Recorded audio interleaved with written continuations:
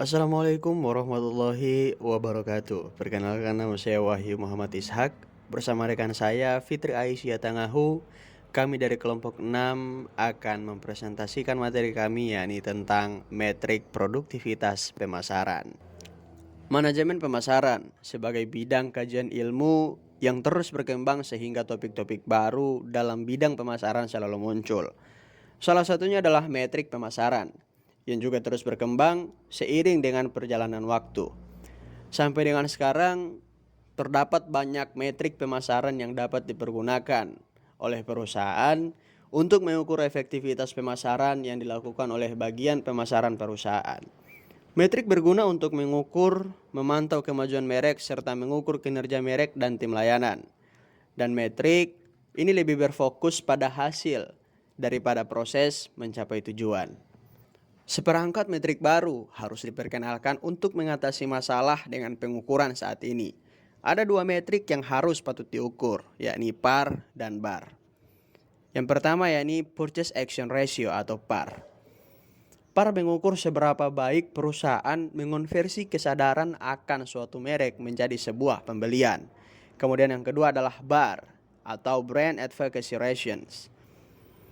BAR itu mengukur bagaimana perusahaan yang bagus mengonversi kesadaran merek menjadi penganjuran merek. Kedua metrik sederhana ini mencontoh jenis rasio yang digunakan oleh eksekutif keuangan untuk mengukur kesehatan finansial, seperti Return of Equity atau ROE, yang mengukur seberapa besar laba yang dihasilkan perusahaan dengan ekuitas yang diinvestasikan pemegang saham.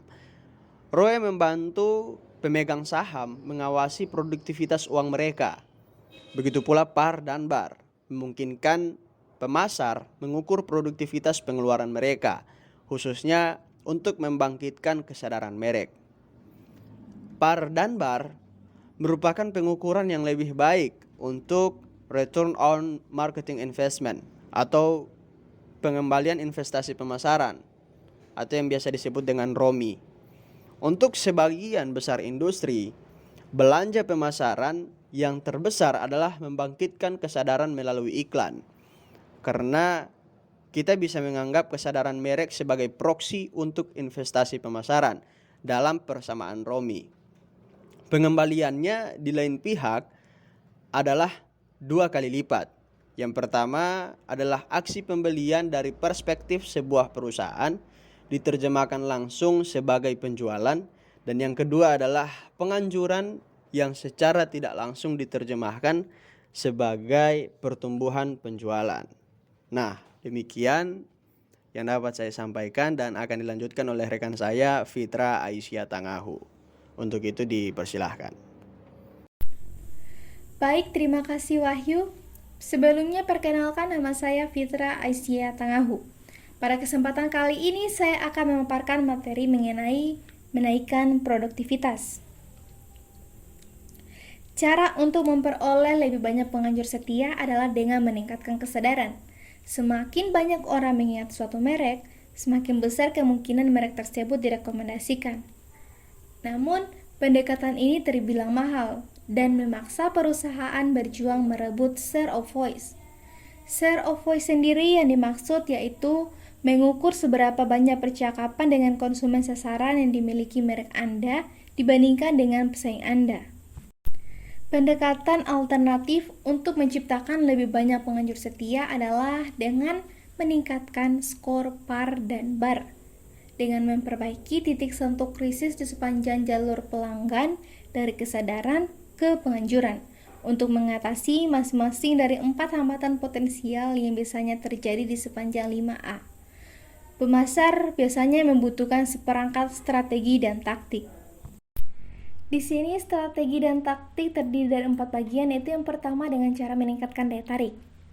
Penting bagi suatu merek untuk memiliki diferensiasi autentik yang mendatangkan daya tarik yang kuat. Semakin berani dan tidak ortodoks diferensiasinya, semakin hebat daya tarik mereknya.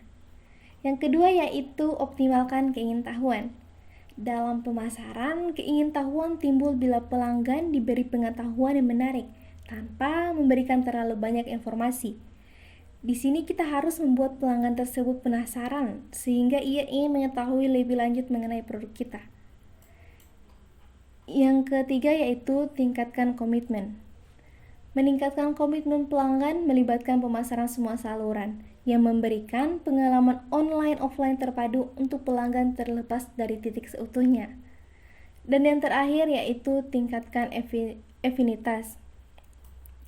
Pendekatan lain untuk membangun keterlibatan yang menyenangkan bagi pelanggan adalah melalui gamification. Itulah pemaparan materi singkat dari saya. Selanjutnya saya kembalikan kepada rekan saya. Baik, jadi itulah hasil presentasi dari kami. Lebih dan kurangnya kami mohon maaf. Terima kasih dan wassalamualaikum warahmatullahi wabarakatuh.